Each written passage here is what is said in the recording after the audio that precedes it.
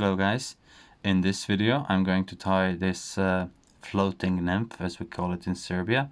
It's kind of a fly that's supposed to imitate mayflies usually, and it's used mostly for grayling, but I used it with great success for trouts. It's very easy tie. It's supposed to imitate emerger, maybe a span fly as well. We call it floating nymph. It would be a literal translation from Serbian. So it's some transitioning phase of a mayfly. You can use it as a wet fly, as a dry fly, and just give it a try, and you can tell me how you like it in those comments below. At the end of the video I will provide with materials list, and I will be telling you what I use as I tie it in. So let's get into tying, and I hope you will enjoy this video. So I will start this fly with a thread that's GSP in 50 denier. It's very slippery, so make sure that you start your fly well, and so it doesn't unravel. At the beginning you can also cut the excess, it's preferable. Now the hook I'm using, it's one of my favorite in this shape. It's RX freshwater series emerger barbless, and the reason why I like it, now let's just see it to the away from the white surface, so you can see that it's not thin wire, but it's not the thickest one. It's somewhere in the middle, so you can use it as a nymph hook, and you can use it as a dry fly hook. It's somewhere in the middle. This is size 14, and this one can hold quite big fish, and which is not the case with the other producers that make the same shape. I think that RX made the best job here, and it's super sharp. Now the next thing I'm gonna add is some flash material. You can use crystal flash in any color that you like, but I like this purple. I guess that this spectrum that this purple gives is very appealing to the fish, and that's why I'm using it. So take just one strand of it. You can use wire as well, that's also okay, and you can use any ribbing material. This particular fly is not among the most durable flies because of this flesh. The flesh can be broken easily by the fish if you fish for trout, but if you fish for grayling it will last forever, of course.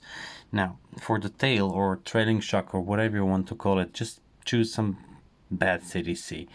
Pluck out just a couple of fibers, so you will see now, just a couple of them, you don't need many. They will act as a trailing shock or tail or whatever, but I think it's more like a trailing shock for this fly, because this swimming nymph is supposed to imitate those transforming insects. Next step is to make body, and for the body I'm using this dark red dubbing mixed with few UV dubbings, just to give it a little bit of more shiny effect. So I could have omitted this ribbing material as well. You should dub it to be a little bit scruffy, so at the rear end it should be a little bit thinner, of course, but you get that, like when you put a little bit of dubbing, this rear end will be tapered one, like almost always.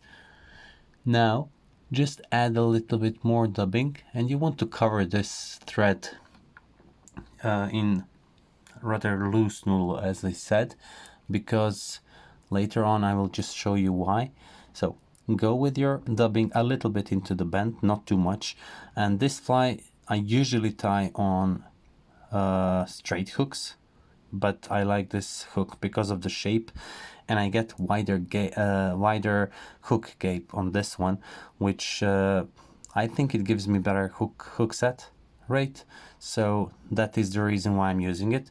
Now the reason why I dubbed the noodle so scruffy, so lightly, I didn't press on it hard, you can see it's like very thick body, is because I want this ribbing material to blend inside, like to go in and to dive into the body, as you can see. So in open turns, just do the ribbing part, and like couple of turns, that's it. You don't need much or many. So that's it. Cut the excess, and as you can see here, I will show you in a second. As you can see, it's full of those guard hairs around the hook. So this may represent the legs, anything. It's just some scruffy fly that will attract fish. The trailing shock, it can be more dense than this, but it's not necessary. Just a few fibers is enough. It's not there to support your fly. It's actually preferable if the body sinks a little bit into the water film. Now the next step is to add 2 CDC feathers.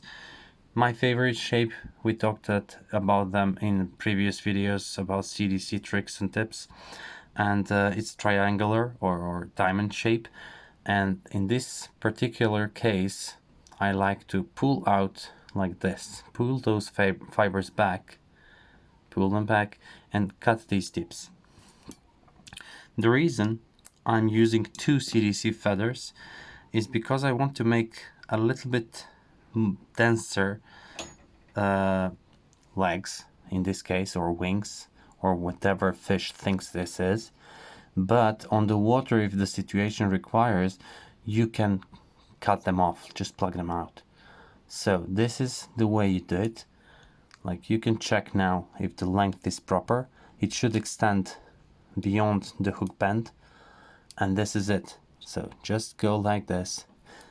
Remember to leave this room open here, because you're going to push those wings backwards from this point on to the rear. Now catch it properly here and cut the top feather. So just choose it with your scissors or whatever. These ones are short, so it's rather difficult to do it, but it's fine.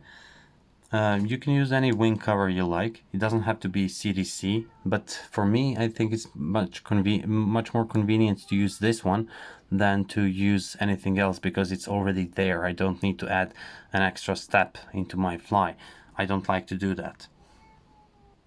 Now for the thorax part, I like to use again and again and again my squirrel mix dubbing, because I think it represents the thorax part pretty well. And again, as the rear part here, I'm going to just dub it loosely. As you can see, it's almost not dubbed around the rope, around the thread. So I'm just trying to make it as scruffy as possible. So just dub it loosely, and then cover the thorax part with very tight thread wraps, which are tight so you can actually keep the stubbing on the thread, like between the hook and the thread. So as you can see, it's like looks scruffy. It looks like nothing already, but it's gonna catch you a lot of fish.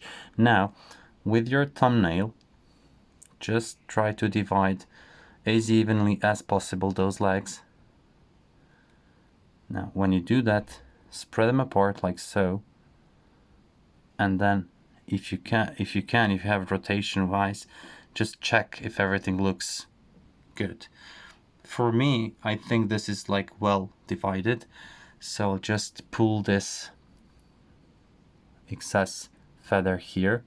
Well, it's not excess in this case, of course, and the reason why I didn't position these legs is because the feather, the wing cover, is going to position them as I want them. So just with a pinch and loop, catch it with a few times, like 2 turns, and the perfect position of these wings is like almost flat to the body, like so, and going backwards. This is the perfect positioning of the wings, as you can see, slightly backwards and flat. Now I'll just use 1 or more turns to secure everything well, and I'll cut the excess here. I need to move my lamp definitely. Okay, now do your whip finish, and the fly is almost done.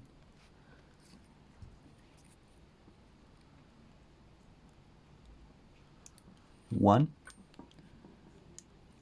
and the second one, and that's it, more or less. Now let me do the final makeup of the fly and explain why I do it. Now, as I said, it's not one of the most durable flies because of the flesh that is built in the body here, but because I did the loose dubbing, the flesh went into the body, so it will prevent those teeth from cutting it too soon. So just brush out the whole fly, like make it blend in together, even wings and body and like everything, just blend it in. You can use this fly as a dry fly or as a wet fly, and it doesn't matter. I mean, this is like very, very versatile fly. The light color of the CDC is there to help you to see it better. The best is if you use it on medium to slow currents, but you can use it in fast water as well if your eyesight is well good enough. And you can drown it very easily. Just pull it slightly under the water film and you will still be able to see the fish striking on this fly because the rise will be visible. So guys, that's it. Thank you very much for watching this video. If you liked it, give it a like, subscribe, and please comment.